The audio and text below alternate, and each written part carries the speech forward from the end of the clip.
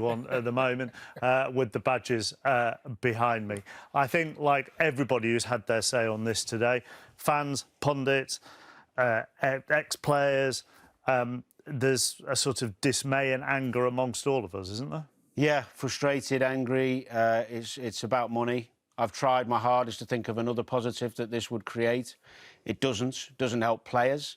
It doesn't help managers, coaches. It certainly doesn't help supporters. It's a nonsensical idea. It just shows that the owners of the big six clubs do not care about the supporters or the tradition or the history or the passion of the fans and the clubs and the cities that we know. There are 4 fantastic divisions in our league that we've, over 100 years created this wonderful pyramid that we've got in our country we're proud of. I mean, that could capitulate overnight, couldn't it, if this was to happen? Dan, I mean, clubs are struggling now. Forget the Premier League, forget that for now. The smaller clubs, I started at Cambridge United. Clubs like that will not exist. Because the money trickles down. I think it's over £400 million finds its way down to those clubs that need it more than the Premier League. The Premier League want more money. Those top 6 clubs who have agreed to this want more money. I just think it's absolutely disgusting. And the fans, what are we missing right now? What do we want back? Fans. What is football? Nothing without the fans. And they're not even thinking about the fans. Well, do you know, hang on, do you know the irony in all of this? The irony in all of this. Take a look at that. That banner is on the Stretford end at United at the moment. Football is nothing without fans, which came from Sir Matt Busby, who knew what football meant to the working man and woman who worked all week and needed entertainment at the weekend. And the owners of that club at the moment are destroying the legacy of that man that built that football club by doing what they are proposed to be doing. The owners might as well put up a banner that says football is nothing without a streaming platform in China, because that is kind of what they believe, as opposed to that. Well, I'm gobsmacked that the likes of Ole Gunnar Solskjaer, Jurgen Klopp, Pep Guardiola know about this and haven't gone up against it, because they do understand supporters. I thought they did. So let's hope they do. But can I just add one thing from a player's perspective? And Dion and I were talking about this. What player wants to play in a competition that's the same every year, a minimal amount of games, and be restricted so you can't play, maybe for your international team, you can't play in an FA Cup. I mean, I grew up wanting to win an FA Cup. League Cups, you're not going to win a Premier League because you won't be in it. What player wants to be involved in a... What are your challenges? UEFA said that have issued this statement. UEFA and English and Spanish and Italian federations, the clubs concerned would be banned from playing in any other competition at domestic, European or world level, and their players could be denied the opportunity to represent their national teams. So you've played for 2 of the clubs involved in this. You've played for 1 of the clubs involved in it. If you're in that dressing room at the moment, are you going, we don't want any part of this? Me personally? Yeah. Yes. I am. As a player, yes. My country, playing for my country, you're saying I can't play for my country? And that's why should that be in your hands? You can't take away players' dreams. That's not right. And you can't take away the supporters' choices. I mean, it's ridiculous. You're talking about playing the same fixtures every season. No relegation, no promote. Where's the carrot? Where's the... You want to be competitive. You want to get better than other teams. You want to be a small team. You want to be a little team sometimes that got Leicester.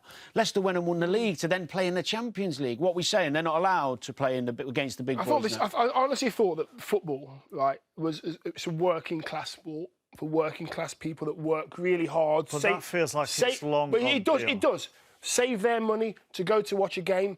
They want the fans to spend more money and travel further. I know that fans travel to European games. I know that. But I just think this is all about, right, I don't care about anybody else about my pockets.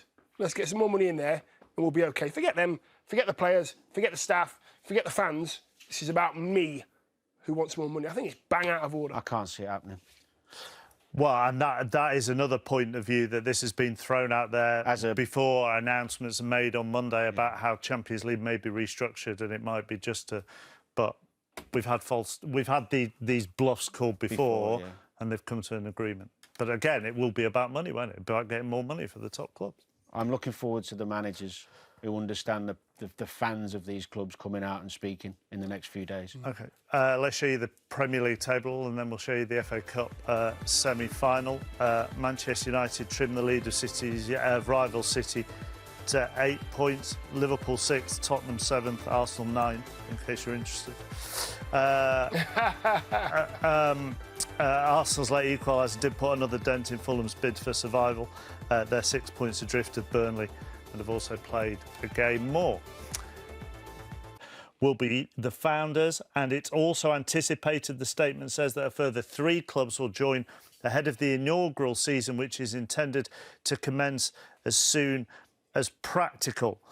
So this competition format, according to this statement, there'll be 20 participating clubs with the 15 founding clubs, and then a qualifying mechanism for a further 5 teams to qualify. So 5 teams from across Europe to qualify annually based on achievements in the prior season. It will be midweek. It would start in August. There'd be 2 groups of 10 playing home and away, and then the top 3 automatically qualify for the quarterfinals.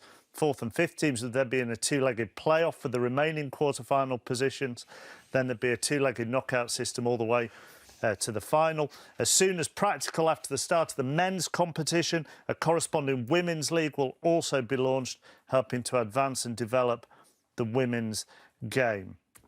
Joel Glazer, co-chairman of Manchester United and vice-chairman of the Super League, is quoted on this statement.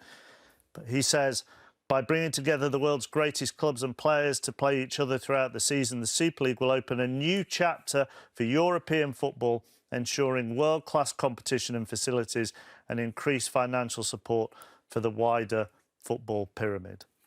So every year, no matter where they finish, 15 teams will be guaranteed their place in this, leaving 5 places for everybody else. Soulless. It's beyond belief, actually, that they can think that they can put this idea forward and for it just to be brought in smoothly and everyone accept it.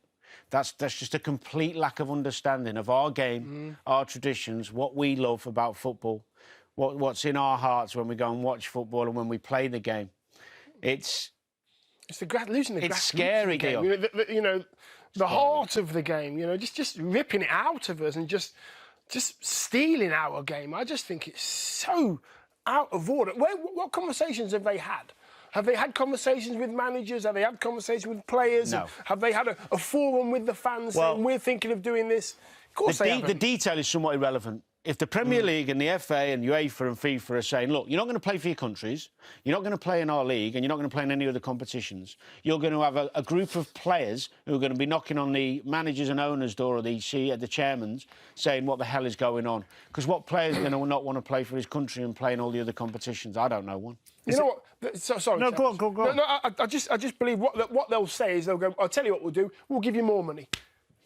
Players aren't all about money. No. They're not all about money. Don't think players just want to take as much money out of the game. They love this game. They love this league. They love this country. And why the hell would they want to do that? I just think it's terrible. You talk about talks. There's also in the statement, it says, going forward, the founding clubs look forward to holding discussions with UEFA and FIFA to work together in partnership. How does that work? I have no idea how that works. Right, that's it.